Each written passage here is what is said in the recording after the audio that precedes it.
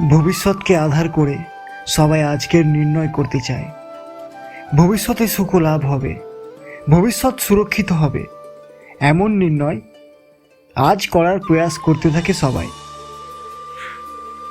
আপনি নিজের জীবনেই দেখুন, আপনার অধিকতর নির্ণয়ের মূলে ভবিষ্যতের চিন্তা থাকে না, আর কেনই বা হবে না।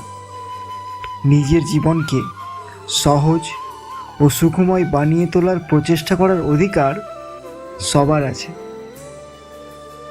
কিন্তু ভবিষ্যৎ তো কেউ জানে না, কেবল কল্পনাই করা যেতে পারে। তবে জীবনের সমস্ত গুরুত্বপূর্ণ নির্ণয় কল্পনার উপর নির্ভর করেই আমরা করি। এই নির্ণয় করার কোনো তৃতীয় পথ হতে পারে? বিবেচনা করুন। সমস্ত সুখের আধার ধর্ম, আর এই ধর্ম মানুষের হৃদয়ে স্থাপিত। অতএব প্রত্যেক নির্ণয়ের পূর্বে স্বয়ং নিজের হৃদয়কে এ প্রশ্ন অবশ্য করে নিন যে নির্ণয় স্বার্থ থেকে জন্মেছে না ধর্ম থেকে। এটুকুই কি যথেষ্ট নয়?